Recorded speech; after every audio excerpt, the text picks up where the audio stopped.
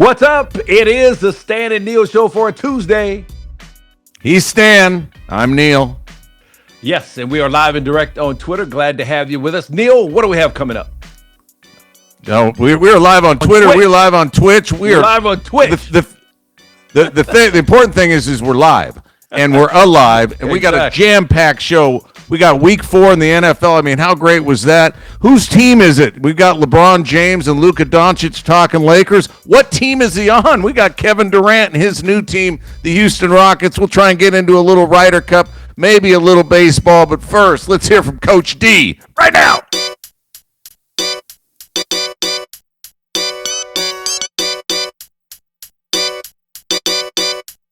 Let's go with Stan. All right, we are live on Twitch. Glad to have you with us for Tuesday. Neil, how was your weekend? Stan, I'm telling you, first of all, I'm wearing my Honolulu Elk shirt, so that means we're going to have a great show because this shirt has got the mana. I know you know about the mana going to the 808. So this show, I'm feeling it. You know, Saturday I went to Santa Anita, went out to the horse races with Mark Verge, Doug O'Neill, 2-time Kentucky Derby winner Doug O'Neill. I know your dad liked to go watch the ponies run back in the day. And so went out there. Then I came home, watched the 4-hour epic that was the Penn State-Oregon game. Yeah. I mean, that was a heck of a game. You on pins and needles there? We'll get, I had a sense of calm, Stan. I don't know what it was. Well, I know what it probably was, but we don't need to get into that right now. Unlike your coach, who didn't seem like he was calm at all.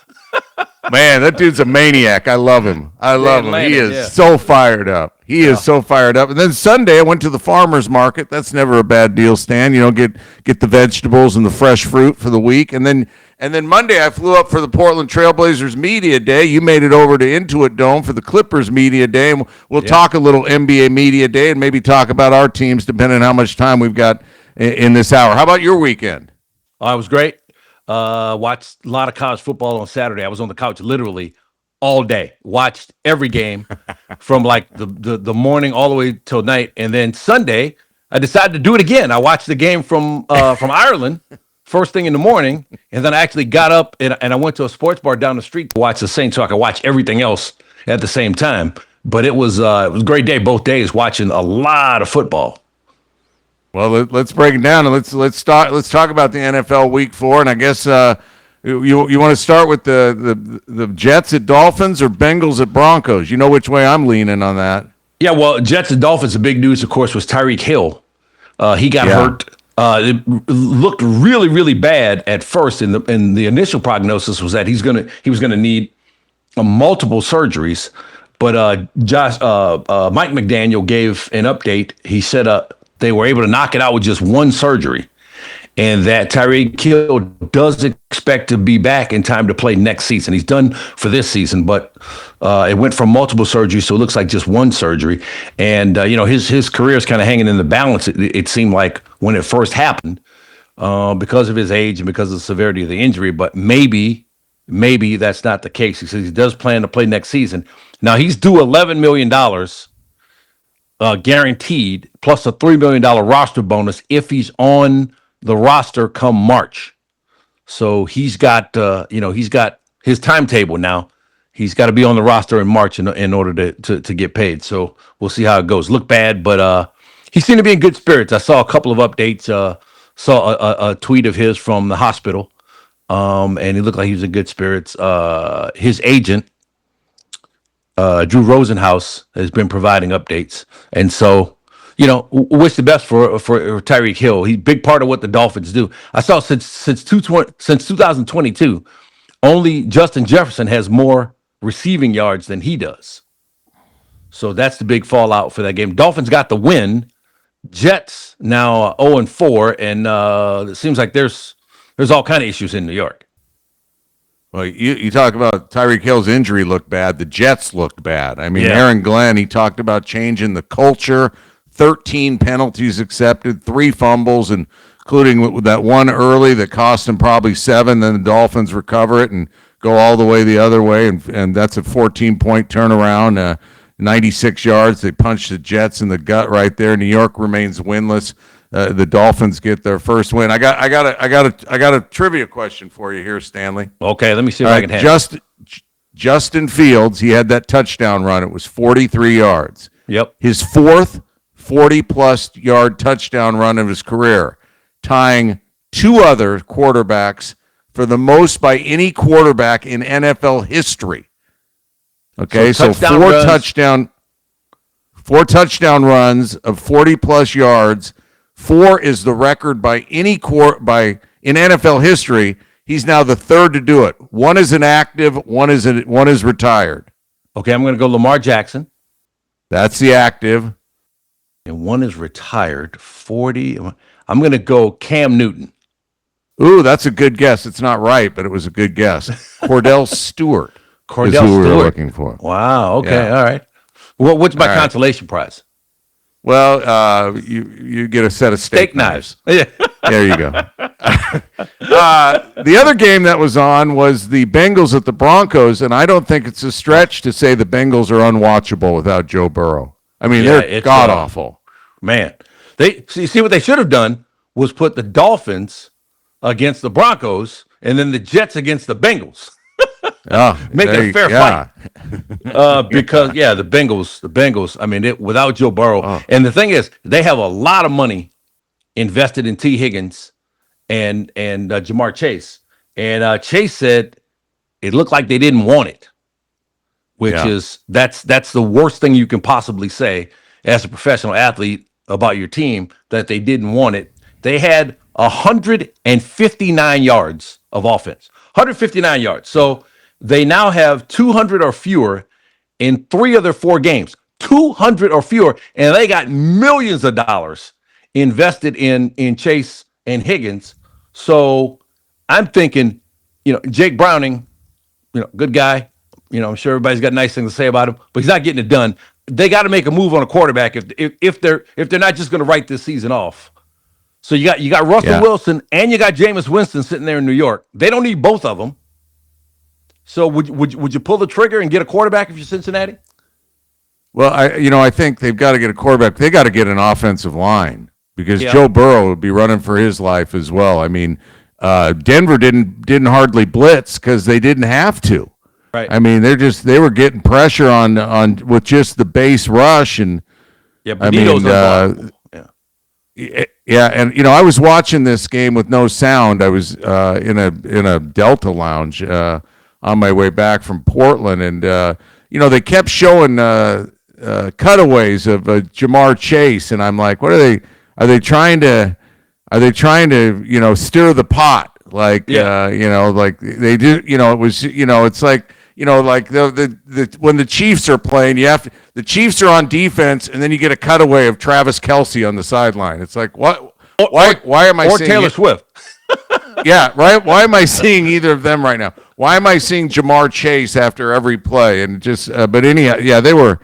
Oh my gosh, they were awful. I mean, they were awful. Sound on, sound off. But my man Bo Nix, who's been taking a lot of heat this season. Shaky start to the season. He had one awful pick. I don't know where he was throwing it in the end zone for an interception. But, man, right before half, he had a big strike, 326 yards, 2 touchdowns. And the thing is, Denver can run that football, man. Yeah. Dobbins, 16 carries, 101 yards.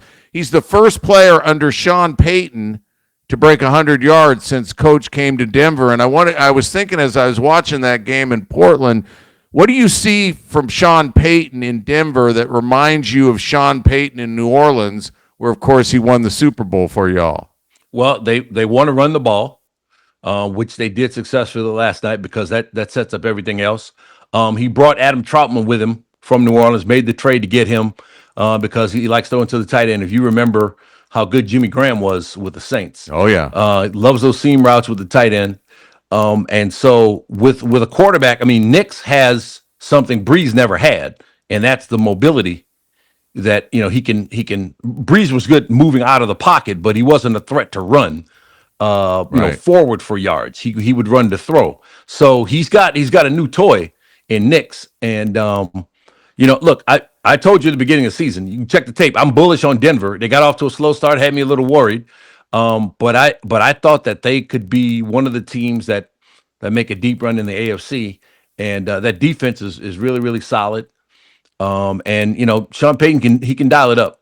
He can dial it up. I mean, I think he's right up there with Andy Reid in terms of play callers in the NFL, in terms of like figuring out a game as it's going on and making the necessary reads to get his team in good position. And we saw it last night. So You know what I like about Sean Payton is, like the coaches, they all go like this, like run, and Sean Payton's just like, we're running X26, yeah, he is old. So he's like, read my lips if you can, know what play I'm calling if you want to, and still see if you can stop me. I just love how he handles his business out there. yeah. So I think the Broncos one of the teams to watch in the AFC. Okay, then we got Eagles and Bucks. That game, the Eagles jumped on them early. And then Tampa Bay tried to make a comeback as they've been doing all season, but it fell short this time. Yeah, Mayfield had made 3 come from behind comebacks, and I mean they were down 24-6 at half, and then Mayfield leads them on a couple 70-plus yard drives, and they kick a field goal, and the Bucks had the ball late with the chance to tie it, but Mayfield's magic act got shut down. Philadelphia, Stan, has won 20 of its last 21 games. I didn't realize that, man. And that one loss. The game they lost was the Bucks. No, it was Washington. It was Washington last season, and Jalen Hurts left that game with a concussion. So of the last 20 games that they've played, that Jalen Hurts finished, they've won all of them. Now. Oh, wow. He's taken a lot of grief. I believe it was Washington. Double check that because it may have been Tampa. Research. I thought it was Washington. Research. Check that. Their last game. Kenton, get on that. Kenton's not with us anymore. That's back at the old place. Hey, he's watching. He may be looking it up, and he's going to text us right away. Yeah, but don't let me down, Kenton. Jalen Hurts, 20 of 20. The last 20 games he's finished. Now, look, the Eagles offense takes a lot of grief, but they win. You know what I mean? Yeah. I don't know if you saw A.J. Brown is kind of tweeting some cryptic messages after the game about, if they don't want to listen to you or whatever. So he's not happy with his numbers, which, you understand. He's had 3 straight 1,000-yard seasons and not on track to get that this year, it looks like. But I mean, they keep winning. They keep finding ways to win. How about their special teams? They had the block kick last week for a touchdown. They had a block punt for a touchdown in this game. So they got everything working. But Jalen Hurts is not throwing for 300 yards. Here's the thing, A.J. Brown. The only number that matters is 4-0. Yeah. He's got, I don't know, it seems to be wide receiver centric too. Like I'm not getting my catches. Yeah, they want the ball. Yeah. Listen, Jalen Hurts 0 passing yards in the second half of that game. Right. I mean, you remember with Drew Brees last week? They're the god awful offense to watch. Yeah. Well, that might be true, but they win. They had 5 3-and-outs. I mean, the second half was not for the resume reel, but again, they won the game. They got banged up, but they're undefeated, and we got Denver at Philly on Sunday. So the question then is, we just talked about did we talk about the Bills yet? No, not yet. But I want to say this about the Eagles too. So did you see they faked the tush push? Yeah, gave it to Barkley, and he scored a touchdown. And it took me back to when teams first started doing the Wildcat, right? And people said, okay, well, the Wildcat is you got a running back in there or a quarterback who's really, really mobile. He takes a snap and then he just runs it, right? And then at Arkansas, they were running, I believe it was Gus Malzahn. They were running it with Darren McFadden, okay? And they said, no, it's not a play. It's a formation that you can run a full offense out of, because they would have, a guy take the snap. Felix Jones was the other guy they had, really speedy back, right? And so they would take the snap, and then you'd have one guy going like jet sweep motion, And then you'd have another guy running the option with the guy who's running the Wildcat. So they're like, no, it's not just one play. It's an offense you can build out of it. So I'm looking at this tush push now. And so you got everybody pushed up to the front. So the defense has to react to that, okay? So now Philly has said, okay, we'll do that, give that look, and then we'll pitch it out to Saquon Barkley. He'll walk in for a touchdown, okay? Now they can line up in that formation again. They can put Barkley in the backfield. They can fake the pitch to Barkley, have a tight end release, and then run a pass off it. So they could actually create like a little mini offense out of that tush push formation because you have to respect. Now I don't like the play, and I think in its rawest form where they just run it and people are behind you and they're pushing you. I mean, I think they should do away with that. But while it's still legal, Philly, I mean, they can do a lot of things out of that. Yeah, and it's amazing that they're the only ones who apparently can think about doing a million little things out of that. I think I heard somebody say, if you declare the tush push, you've got to run the tush push. You can't run. What do you mean? They propose that as a rule? Yeah, somebody said that you should have to declare you're going to run the tush push. Okay. Like from how they line up, they're going to run it. Yeah. But now they've lined up and they've faked it and they've done what you've said through. So the analyst was, if you line up to line up in the tush push, you have to run the tush push. No one's going to go for that. Nobody's going to go for that. I mean, they all went for the tush push, and we didn't think they were going to go for that. The owners. Who knows? Yeah. No, I don't think they go because look, I mean, you're basically telegraphing the play at that point. Now, still, you got to stop it, and you got two big guys in the backfield pushing the runner. That's what I don't like about it. I feel like your blockers, the people assisting the runner, should be in front of the runner and not behind the runner assisting the runner. I feel like that's outside of the spirit of the rules of the game. But it'll be interesting to see if teams say, if offense coordinators are getting creative, like, hey, we're going to line up and make them think we're going to do it, and then we're going to do something else. So just something to watch. That I thought was kind of fun. I love offensive play design. It's my favorite thing in football. I love offensive play design, just watching how offensive coordinators use what they have to move the ball down the field. And I thought that was really ingenious the way they did it. You mentioned Arkansas, Stan, and that got me to thinking. And now you mentioned, great offensive minds in Arkansas firing its. This is off script. Arkansas firing its football. I know coach where you're going with this. Bringing back Bobby Petrino, which got me to thinking, Mama, don't let your babies grow up to be Razorbacks. Coach is back in the saddle at Arkansas, and I don't mean the motorcycle saddle, at least not now. But he's firing everybody. I mean, he's firing the defense. Staff. I mean, you got to just roll with it, dude. I mean, what a career. Yeah, I mean, but look, the athletic director just came out and said, look, we didn't give Sam Pittman the money that it takes to compete in the SEC. He just didn't have the resources, and so here's an opportunity.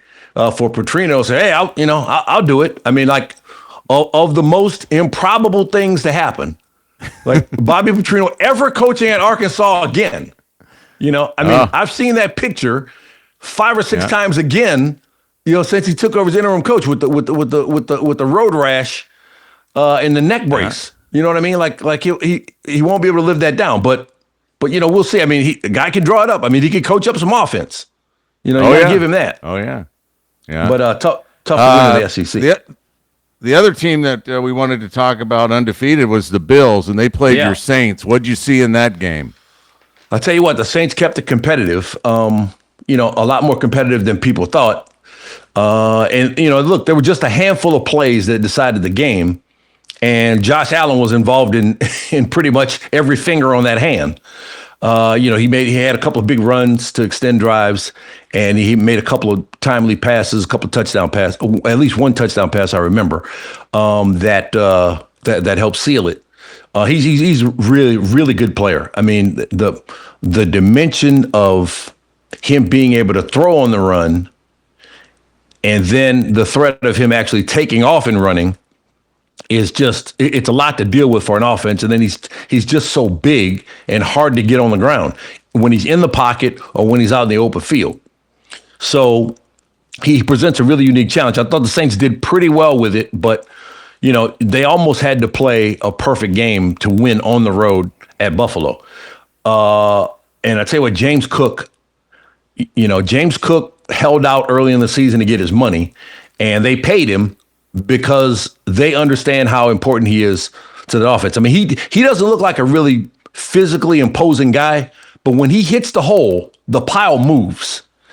And he's averaging 100 yards a game so far this season. You don't see a lot of backs putting up 100 yards a game anymore in the NFL. It's kind of more spread out. But James Cook, 100 yards, that's second in the NFL behind only Jonathan Taylor in terms of yards. And he's got 5 rushing touchdowns already. So he's a big part of what they do too. But the thing about Buffalo is their rushing defense is suspect. The Saints ran for 189 yards against them. Alvin Kamara had 70 yards. Kendra Miller came on. He had 65 yards on the ground. And then Spencer Rattler gave him a lot of problems when plays broke down. Rattler was able to pick up first downs.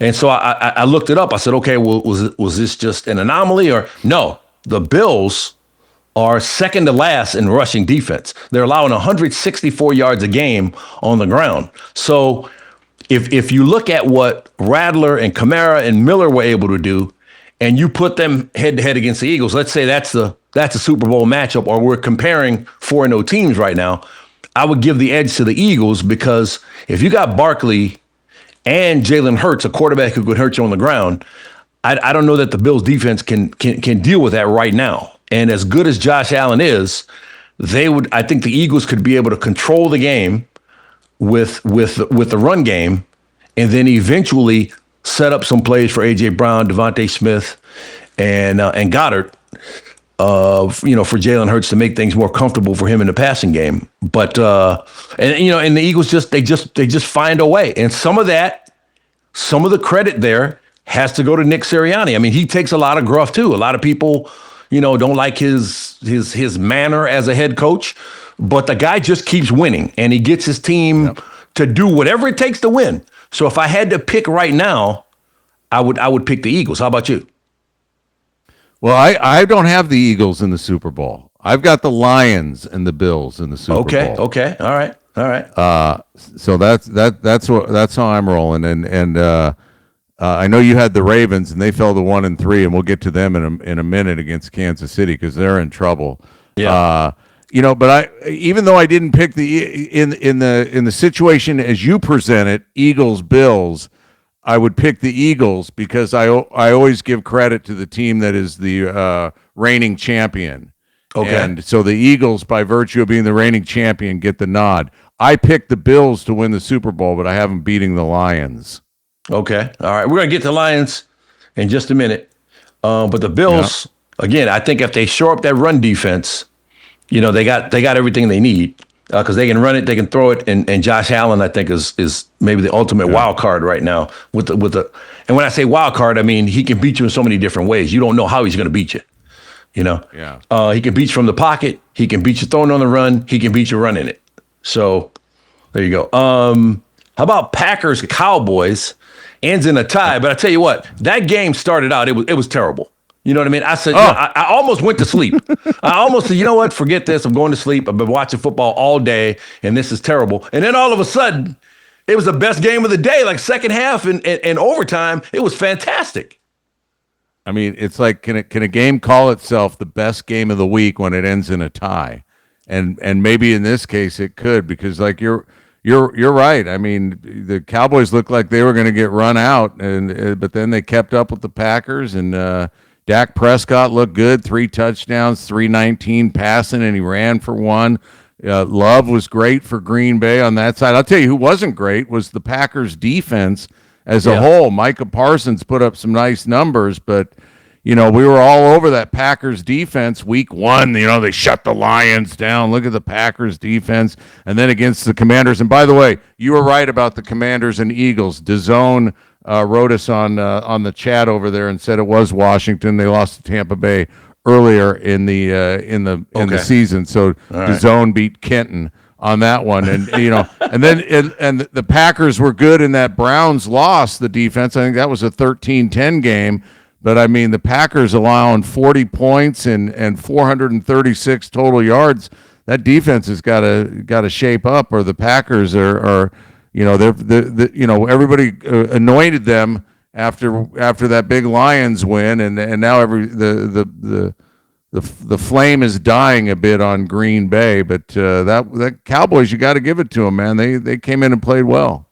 Yeah. Got to acknowledge Frozen Wacky Bev in the chat too. So Dak actually looked good. I mean, Dak Prescott has been great so far. I mean, he's really playing well, and especially without CeeDee Lamb last week, he made George Pickens the centerpiece of the offense, and it worked just fine. And you just wonder if it's going to be a lost season for him where he puts up big numbers, but the Cowboys don't really go anywhere. At 1-2-1 in a competitive NFC. You wonder if they're gonna be able to get into the playoff race. But I mean, he is playing the position at a really, really high level right now. But the Packers, Jordan Love's doing what he's doing without Christian Watson, who's cleared to practice this week, so he'll be back soon. They're going to get Jaden Reed back at some point as well. So those are two more receivers. I mean, he spread the ball around to 10 different receivers in the game Sunday night.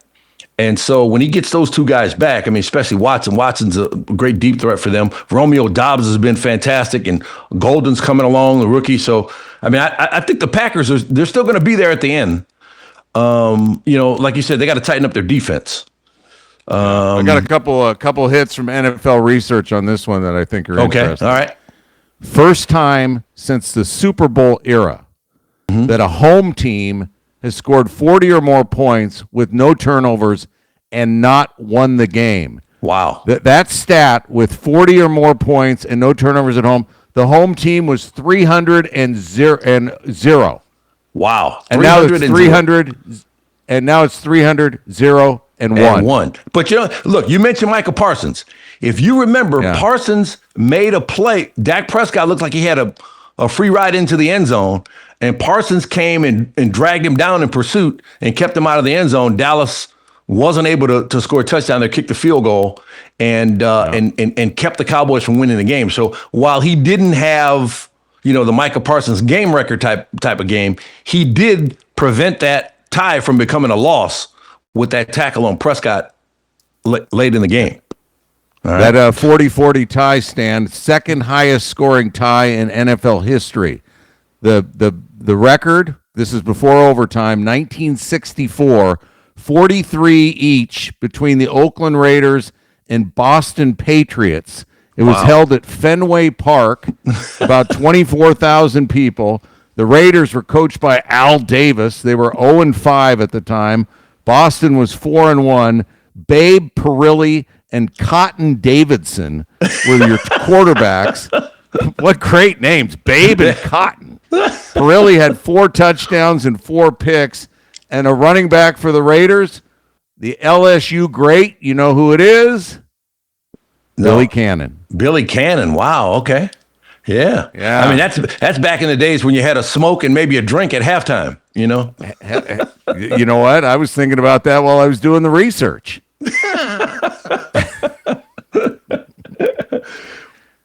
All right, we're at the bottom of the hour. Stan, tell the people where to find us. All right, we are live on Twitch. You can also catch us later on YouTube, and keep that in mind. Anytime you miss the live show, you can always catch us later on YouTube. We're also on Apple Podcasts, Spotify, wherever you get your podcasts. You can always find the show, but we love for you to join us here live on Twitch on Tuesday and Friday, and we'd love for you to subscribe and follow. Neil, let's talk about the various subscription levels here on Twitch. Yes, I believe that there is a rookie, all-pro, and Hall of Fame, if I remember correctly from my memory, which is a little fuzzy. And also, you're probably wondering at home, hey, Stan just drank a can of Coke. Is Coke a sponsor? No, it's not. It's not Coke. It's a San Pellegrino. San Pellegrino or Waiakea water or Coca-Cola or Crest toothpaste, whoever.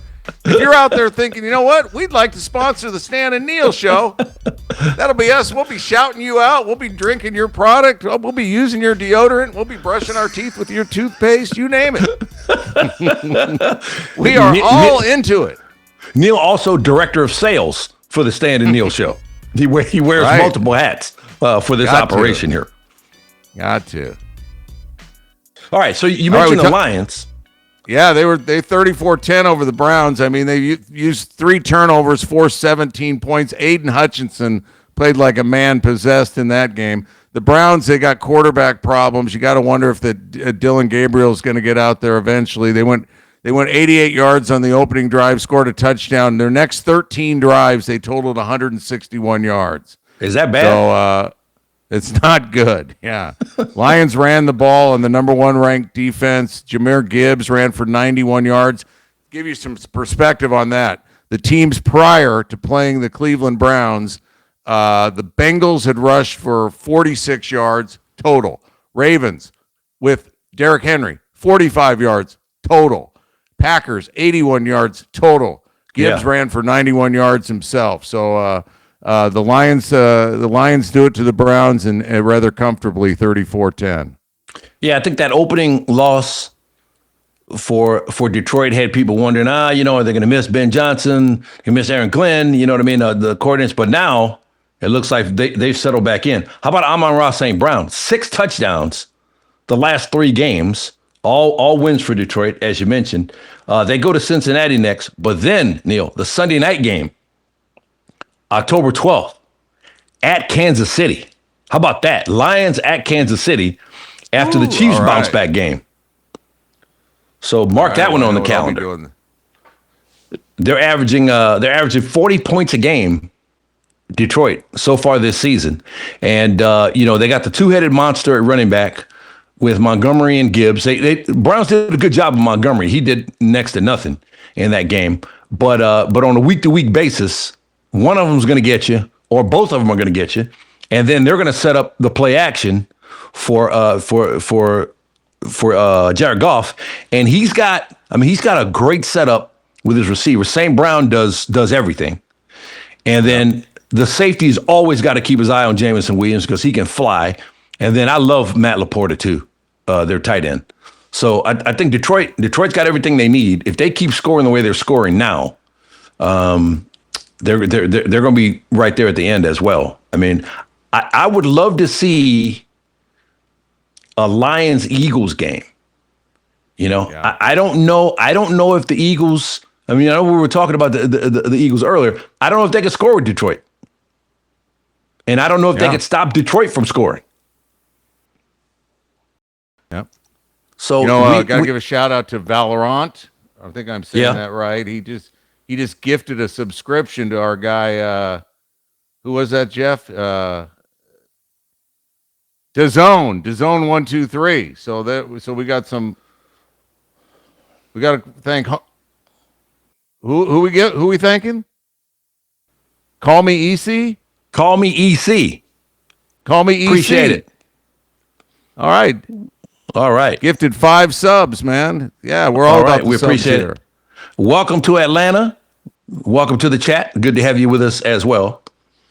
All right, so who else we need to talk about here? How about the Steelers going to Dublin? We got Chiefs Ravens. Chiefs Ravens. All right. Yeah. What do you got there? Let's go there first because the Steelers game, you're going to be talking about that one by yourself because there ain't no way I was getting up that early to watch that. I'll tell you right. Kansas City's offense finally showed up. I mean, they've been missing in action. I tell you what, once they got, Worthy in the groove, and then this young kid they got, Thornton, he's pretty good too. And, Rashee Rice is coming back too. So the Chiefs, man, look, I'm never counting Andy Reid out. Andy Reid, Bum Phillips, I believe he was the one. Remember the old coach, Bum Phillips? Oh, God, yeah. He said a great coach can take urine and beat hisn, or he can take hisn and beat urine. Okay? And Andy Reid can draw it up, man. He looks at what he's got. It's like he goes to the refrigerator And he says, what do I have in the refrigerator that I can whip up into a meal here? And he whips it up into a gourmet meal, Yep. And that's what he does. And so now he's got some gourmet ingredients back now. And Mahomes does the rest. I didn't expect that they would handle Baltimore as easily as they did. Did you? Ooh. No, and I mean, I watched that. They scored on 7 of their first 8 possessions, and Mahomes was dialed in, and Lamar just doesn't seem right. I mean, Now I'm hearing that, but you know who's the number 1 rated passer in the NFL right now? Lamar Jackson. Lamar Jackson, number 1 rated passer in the NFL. I think he's taking some bad sacks. He's really been taking some bad sacks because I think sometimes he thinks it's almost like, you remember Brett Favre would make throws that were really ill-advised because he had just an unreal belief in his ability to throw the ball in tight windows, and it led to a lot of interceptions. In his head, he was always like, I can make that throw, right? And I think Lamar has this thing where I think he feels like he can always get out of trouble. That no matter what, he can always get out of trouble. And he starts running around back there. All of a sudden, it's a 12-yard loss, and then at that point, you got a 2nd and 22. You've taken Derrick Henry out of the mix now, okay, which is one of your best weapons. And now you have to throw twice, and it puts him at a real disadvantage. Now, you don't ever want to tell Lamar Jackson, hey, don't use your athletic ability. But they gotta kind of rein it in where it's like, hey, don't be mindful of where you are on the field. And sometimes you got to just throw it away. I don't think he throws it away enough. Well, yeah, now they've got to not only deal with that, they got to deal with his health because he left this game, Kansas City, with a hammy injury, and that's after he fumbled once, he threw his first pick, he had a poor pass on a big 4th down. You mentioned Henry. I don't know if they've lost confidence, but he didn't get hardly any touches in that one. Now, granted, they were playing from behind, but still, I mean, he's a locomotive. He can bring you, he can bust one at any time. Gets those knees up high and away he goes. But Baltimore is glad to put September in its rearview mirror. Really not had the start that anybody expected. We talked about this last week that had you said Kansas City or Baltimore is going to be 1-3 after 4 games, you would have been like, what? Yeah. But that is the case. Kansas City improving to 2-2 and Baltimore falling to 1-4. Yeah, their defense is really banged up. 1-3. Yeah, their defense is decimated. Now, Matabike is out for the season, their big defensive tackle. So they got a lot of problems. Roquan Smith also banged up. So they got a lot of issues that they have to deal with. And, I'm hearing some questions about John Harbaugh now. About how much you of brought this. That up last week. You thought you asked me if you thought his seat would be hot, and I said no. But they look totally out of sync on both sides of the football. Yeah, I'm not saying it's hot yet, but there is a thermostat there. I mean, there is a thermostat there that is ready to be turned up if it doesn't straighten up. But we'll see. I think they're still too talented to miss the playoffs. It's just if they creep in with a wild card, what kind of shape would they be in when they get in? We got a bunch of 3-1 teams, Stan. I'll throw them at you. You tell me if you think they're legit or not and why. How about let's start with the team you got up to watch in Ireland, Steelers. Yeah, look, Aaron Rodgers has shown some of the old Aaron Rodgers magic. Hit DK Metcalf for that 80-yarder. I mean, they picked up some good players, They added Rodgers, added Metcalf, added Jalen Ramsey on defense. And so Pittsburgh has been trying to find an answer on offense for the last several years. And so now it feels like Aaron Rodgers has helped solidify things there. And look, Mike Tomlin's going to get you to 10 wins. Somehow, some way, he's going to get you to 10 wins, okay? So could that be 12 or 13 now with Rodgers and the other improvements, that they've made in terms of just picking up good players? So I think Pittsburgh's a team to watch, especially when you look at Cincinnati. I just don't see them, getting good enough to compete as long as Burrow's out. So it could be over by the time he comes back. So really, in that division now that looked like it was going to be really, really tough, the Ravens are struggling. Burrow's out. So it looks like, and the Browns, good Cleveland's on defense, out. but the offense is a mess.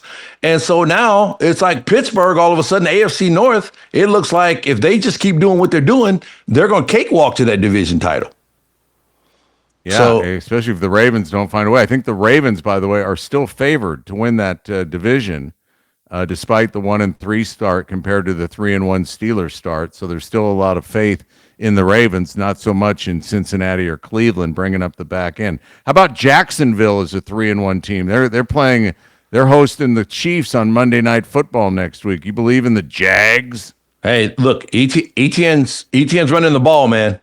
They will run it. They will run it, and it makes life a whole lot easier for Trevor Lawrence. I said, this is a prove-it year for Trevor Lawrence. He's got to do something. I mean, he's making a whole lot of money and getting lost in the quarterback shuffle. And the quarterback's best friend is a run game, and ETN's off to a great start. They got to figure out Travis Hunter. Is he going to be primarily a defensive player, primarily an offensive player, or do you kind of want a mix of both, which I think sort of limits his effectiveness? I think they may be better off having him as a lockdown corner and then mixing in a few plays on offense for him to get involved. Because this is not college, this is the NFL. And it's very hard to play with the precision and attention to detail that you need to play within the NFL to play both ways. So, play him at corner, shut down the other guy's best receiver, and then create some packages for him. Yeah, and then when you bring him in on offense, a few specialty plays, the defense is going to be locked in on him. You can use him as a decoy, and away you go to get something going. Their defense has been pretty good for Jacksonville thus far. How about the Chargers, who are now 3-1 after going back east and getting beat by the previous winless Giants?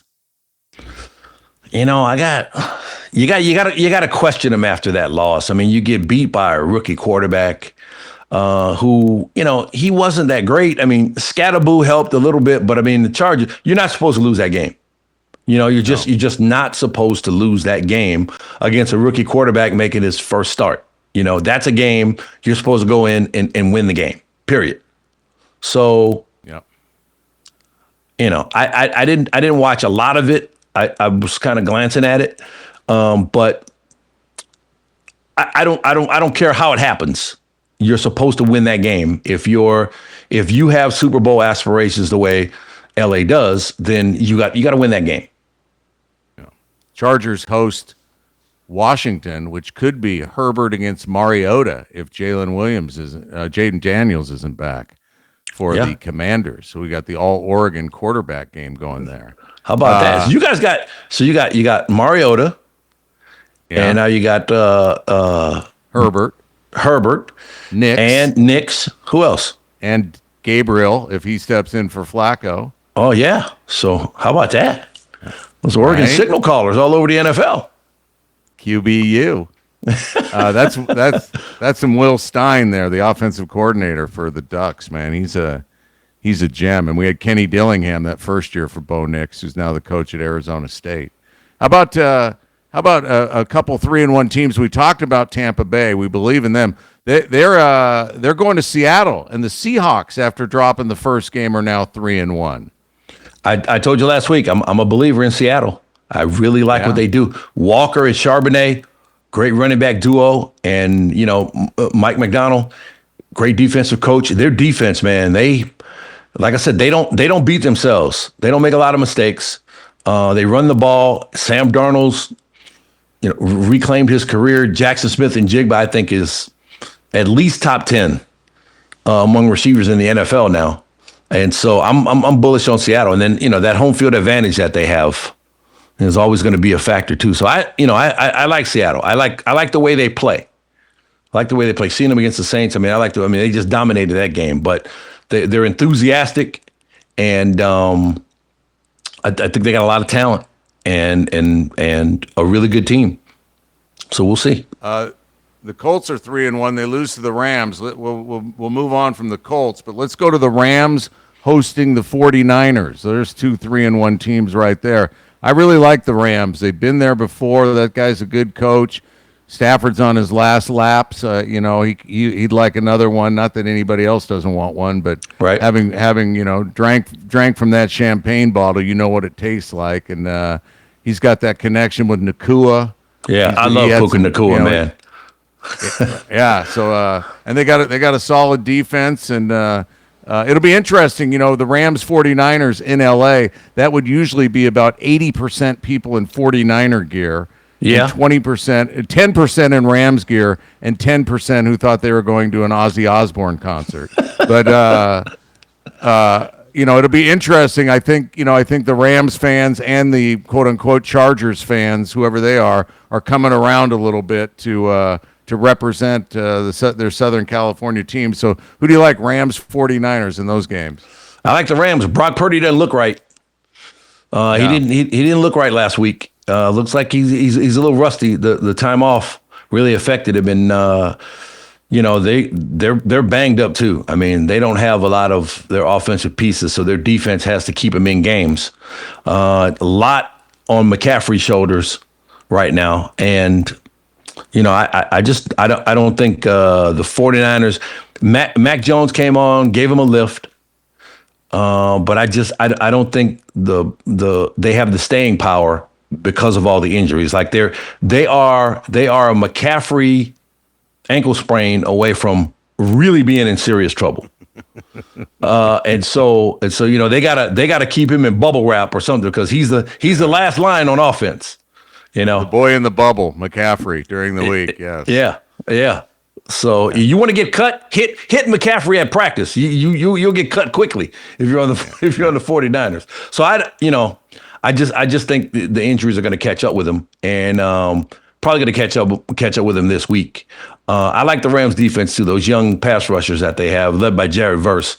I mean, I think they got a good squad, and Devontae Adams can pick and choose his spots now. He doesn't have to be, at this point in his career, he doesn't have to be a true number one, because Nakua is just fantastic. I mean, you get it to him, he's going to catch it, and he's going to make something happen with it. And so I like where the Rams are sitting too. All right, yesterday Stan and I were sitting at NBA Media Day, Stan with the Clippers and me with the Trailblazers. Stan, what was that like? Your first media day with the Clippers? Because Stan, it's interesting. Stan and I worked together for 15 years, and now we're both out of ESPN, and we both have similar gigs with different NBA teams. Stan is the new pregame, halftime, postgame announcer for a select number of Clippers games. I think as many as 50. You told 50, me. Yep. And I don't like to work as hard as Stan, so I'm doing 25 games for the Trailblazers. The good news is, though, Stan gets to do his out of L.A. He does the Clipper games. He'll travel a little bit. I fly up to Portland, do my games at Moda Center while the Blazers are on the road. What was yesterday like for you, Stan? It was cool. There was the Kawhi Leonard story, and with the no-show, the allegations of a no-show endorsement deal. He says it's not true, and he says the NBA is going to do their investigation, and they'll live with the results. But he says there was nothing there that was illegal. Lawrence Frank, the team president, general manager, he said, look, everybody knows the rules, and they follow the rules. So we'll see. It's up to the NBA to investigate it now and figure out, in their estimation, what happened. So that was the big subtext of everything that was happening there. But the other thing is, look, they're a veteran team that has a lot of good players who were really, really good players 5 years ago. But you got Chris Paul, you got James Harden, Bradley Beal. So they've got a veteran core of guys who know how to play. And that was a part of the conversation yesterday, that, like, look, there's not a whole lot that needs to be said with this team. Everybody there knows that they're there to try to chase down a championship with the guys that they have who don't have one. Ivica Zubac had a great year last year. They added Brook Lopez. They added John Collins. So they got a lot of good pieces. I mean, when you start talking about guys in their late 30s and in Chris Paul's case 40, you start thinking about health, staying on the court. It's a long season, and the injury history with Kawhi Leonard, well known. So if they stay healthy, I think they're going to be in the mix in the West. But that's the big key. They know how to play. But just can they stay healthy? How about the Blazers? Well, the Blazers, it's interesting. Their best player, Damian Lillard, can't play for a year because he's rehabbing his Achilles. So you've got one of the NBA's greatest who is going to be, I think, kind of a pseudo coach. He's so happy to be back in Portland, and Portland's so happy to have him back. That relationship is the relationship between Damian Lillard and Portland and vice versa is like a Hallmark television show. Okay, I mean it is that pure and that real. The bad news for Portland is old Scoot Henderson screwed up a hammy, and he's going to be out. It sounds like 4 to 6 weeks minimum.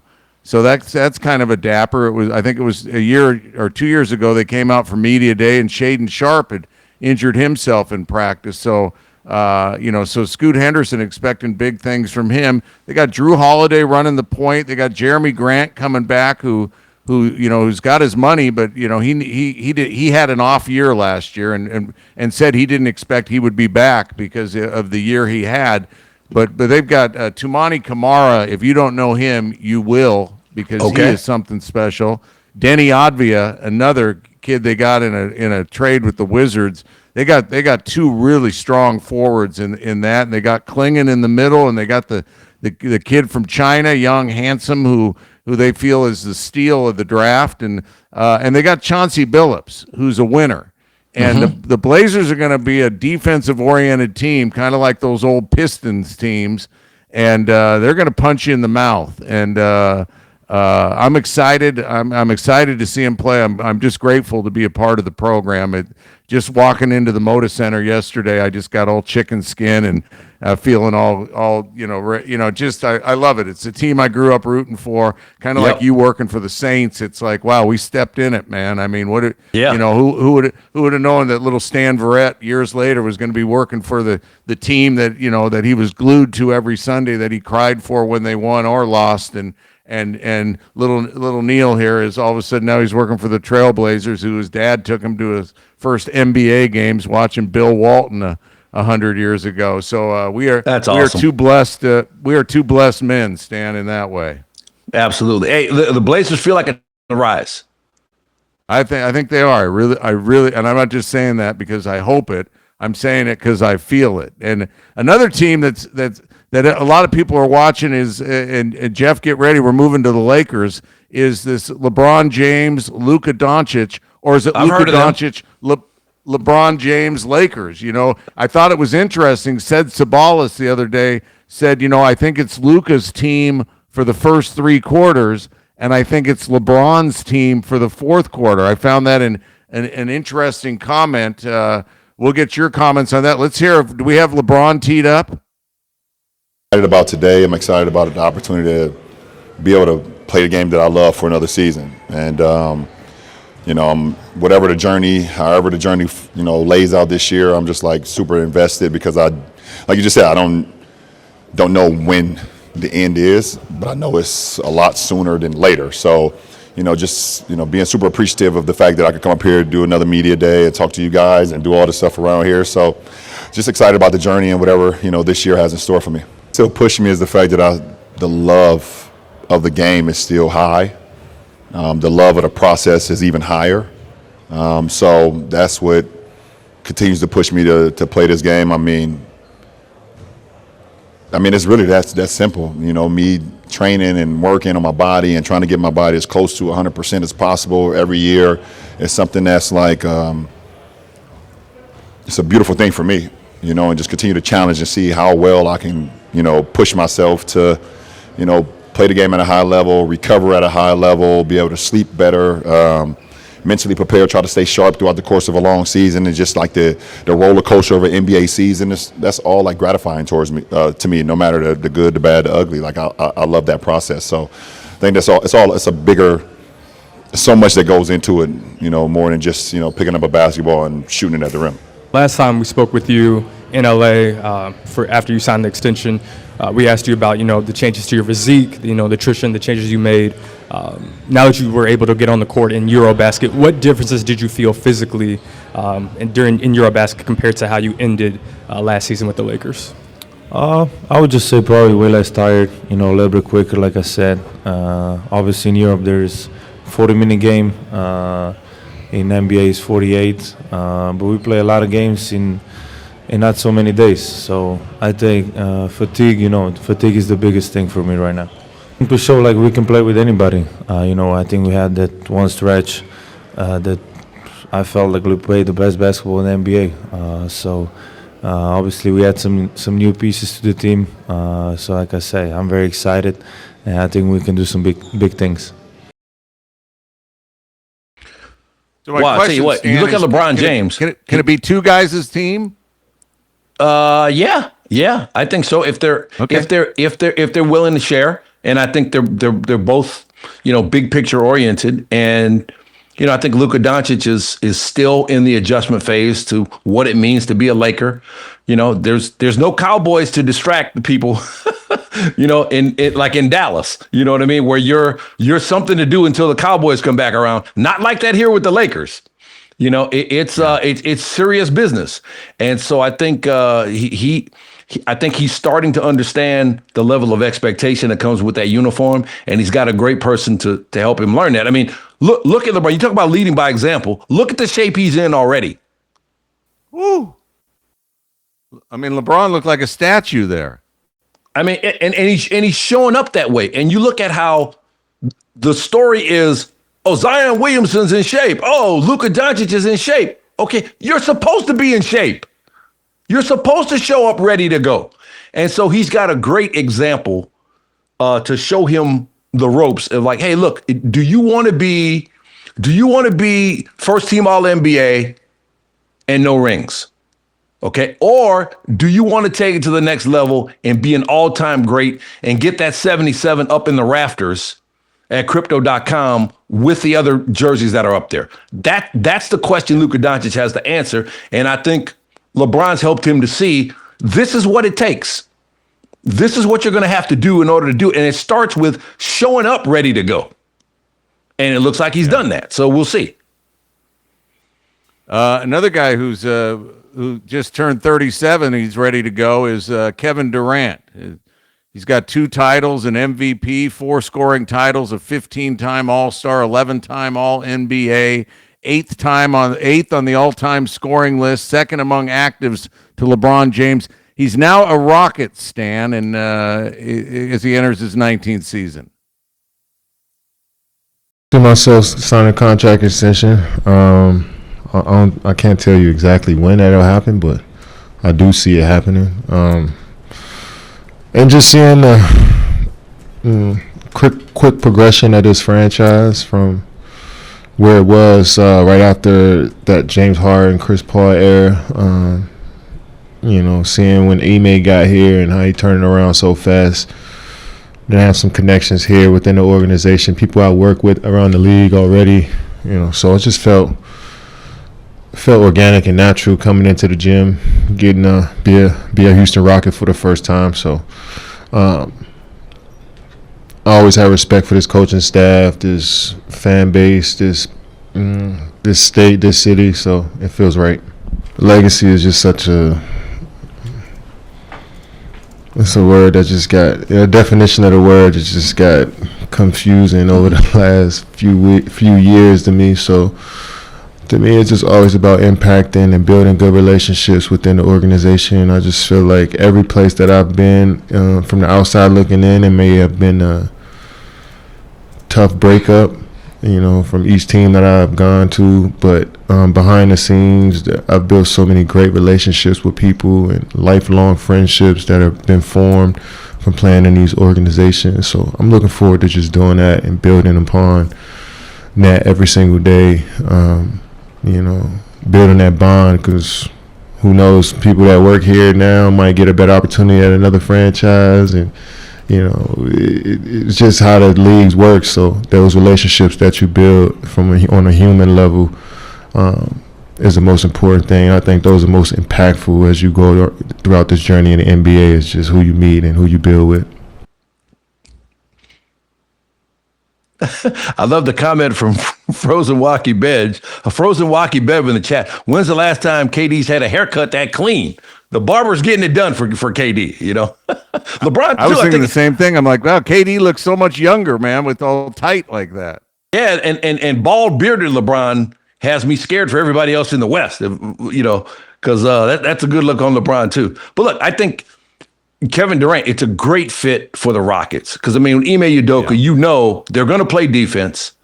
They're with those young athletes that they got, they're going to be able to run. That they're going to rebound. I mean, they proved all that last year. Just a half court was a disaster for them, though. I mean, they were looking around kind of like, okay, what do we do here in the half court? And Kevin Durant can create his own shot anytime he needs to and knock them down. So I think in terms of fit on paper, this looks like a perfect fit for what Houston needed from last year, and some veteran leadership to go with what they have. He's raved about Şengün and the things that he can do. He said he's never played with a big who can do all the things that Şengün can do. So we'll see. I mean, it looks like a great fit. Listen, I think both you and I are both, and not just because we've got skin in the game, but I think we're both excited about the NBA. I think it's something that fired us up when we were working together at ESPN, and we knew we got to do NBA highlights. There's just something about we get in a little rhythm on the NBA, and so it's good that that's starting. Now, I want to talk to you about the Ryder Cup, but first I just want to give a quick update for our baseball fans out there because we had somebody say, are we going to get any baseball hype? So the Tarek Skubal was everything that he's been advertised to be for Detroit. Detroit beats Cleveland 2-1. He's got 14 strikeouts through 107 pitches. Was replaced by Will Vest, who shut it down. So Cleveland gets the first one. Skubal beats Gavin Williams 2-1 in that one. In the San Diego at Chicago at Wrigley game, the Padres are up 1-0, and Pivetta was untouchable. Then he gave up back-to-back home runs to Suzuki and Carson Kelly. Carson Kelly out of Beaverton, Oregon, Stan, went to Westview High School. His brother, Parker, played for the Oregon Ducks. If you look, Stan, there just always seems to be an Oregon or Pacific Northwest connection. So and you know what? If there is, you're going to find them and point it out. I am going to find it. That was a 3-1 win right there. I respect you representing for your region. Yeah, 3-1 there, and the region where we formerly used to live, the Sox and Yankees. Nobody's working back east right now. Everybody is watching this game, and the Yankees are up on the Sox 1-0 through 4.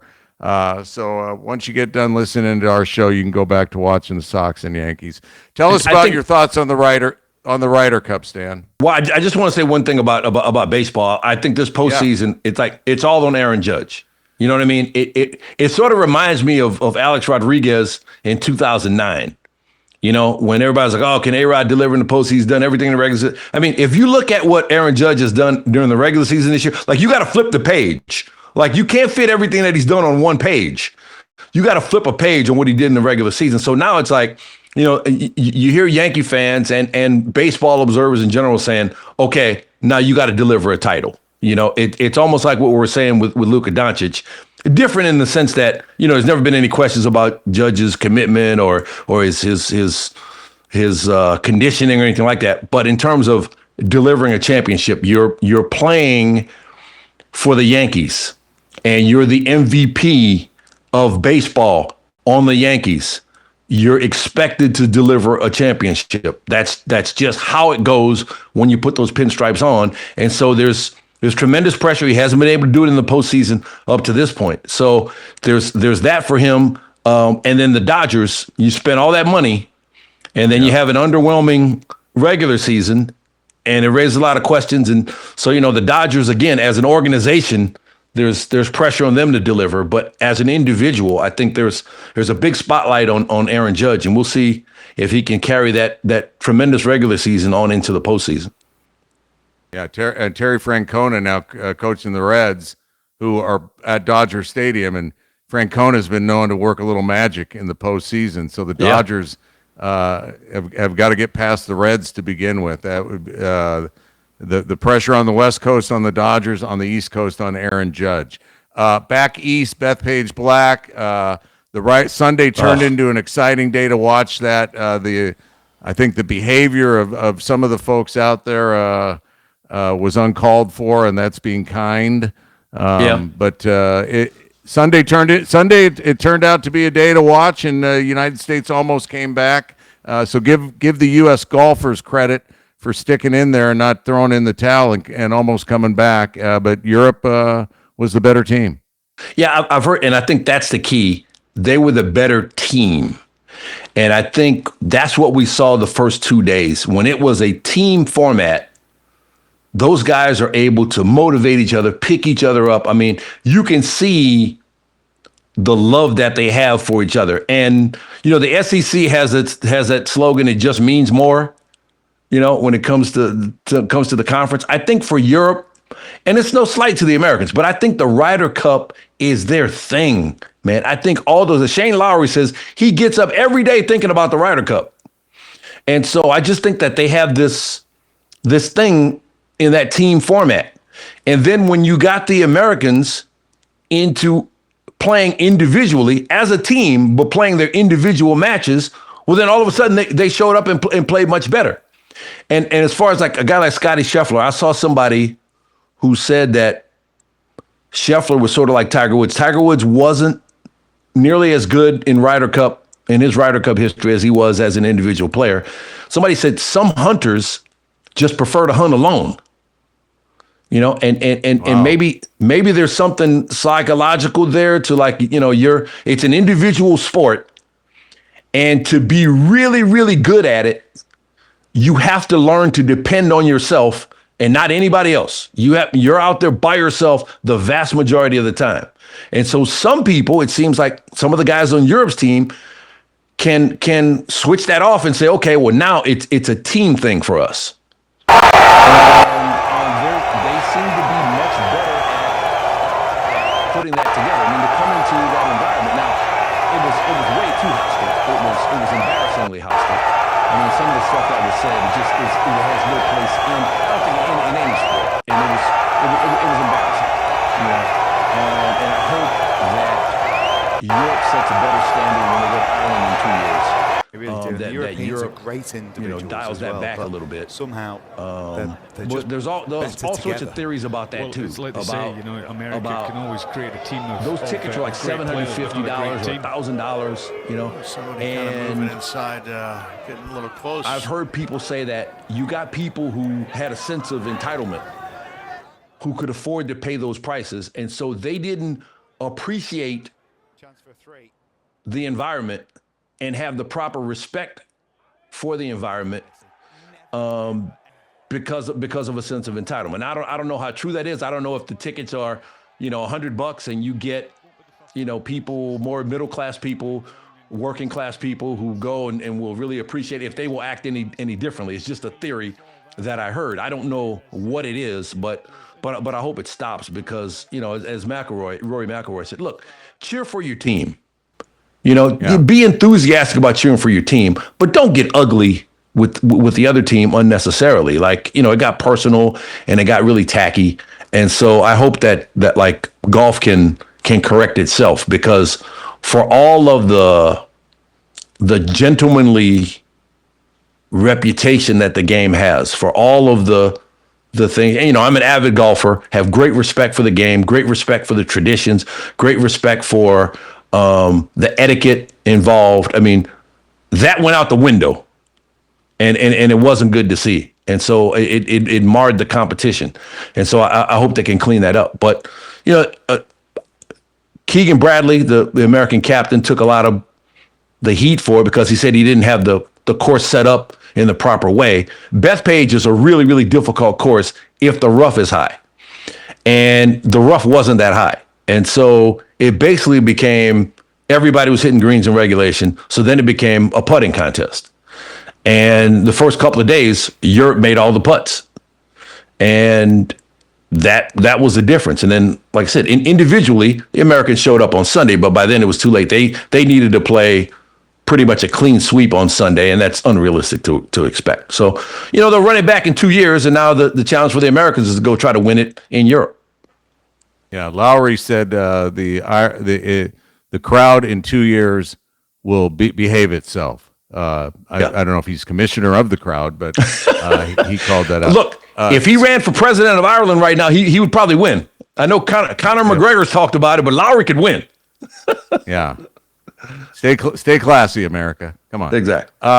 Couple things before Doc in Portland in PDX says Cal Raleigh for MVP versus Judge. And I think when Stan was talking about Judge as the MVP, he's the MVP of the Yankees, and he's kind of the MVP of baseball because he's such a larger-than-life player, and so he carries the load for the Yankees and all that history that the Yankees. Yeah. Cal Raleigh will win the MVP for this year. Are you sure about that? Oh, 100%. Okay, all right. Over Aaron Judge. I saw some of Judge's numbers. They're phenomenal. I mean, I know Raleigh's going to win the home run. He won the home run title. Yeah, Seattle finished second in the Seattle better record than the Yankees. I mean, yeah. If Cal Raleigh doesn't win that'll be East Coast versus West Coast. Bob Bumman says he's definitely most valuable posterior. The big dumper. That's the Cal big Raleigh. dumper. First time chat. Me, Bob Bumman, welcome to the chat. Glad to have you with us. Yeah. And Frozen Walkie Bev didn't even know what happened at the Ryder Cup. Google Ryder Cup. You can read all about it. We've run out of time, Stan. Final thoughts? I'm ready to go. Let's roll. We will see you on Friday. Same Yes. bat time, same bat channel. Get on the Twitch and stick with us. We dig you for watching. We're learning as we go, and you guys are all part of the classroom as we trudge forward. Jeff, back east, Jeff Anderson, he's producing. His son Justin's on the chat, and Coach D's on the video. Yeah, and this is show number 7, so we still consider all of you who are still here our day ones, and we really appreciate the folks who are in from the start as we continue to grow this show. We're glad to have you with us. All right. See you Friday. See you Friday. Let's go. How's it? Do you know what time it is? Let's go! The Stan and Neil Show. The Stan and Neil Show. The Stan and Neil Show. The Stan and Neil Show. The Stan and Neil Show. The Stan and Neil Show. The Stan and Neil Show. The Stan and Neil Show. With Stan, he's the man. And who's Stan's biggest fan? Well, it's Neil. And Neil, he keeps it real. And that's why Neil's the deal. Stan and Neil back together again. Spreading the love with all their old friends. Let's go! Stan and Neil back together for you. Keeping it cool, 'cause clothes are raw.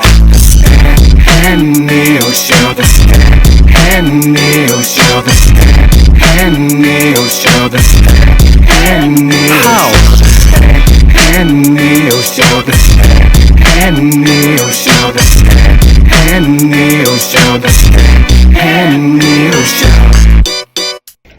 Yeah. All right, let me hear it all back. See what we got so far. Shout out to Coach D for the jingle, the Stan and Neil jingle.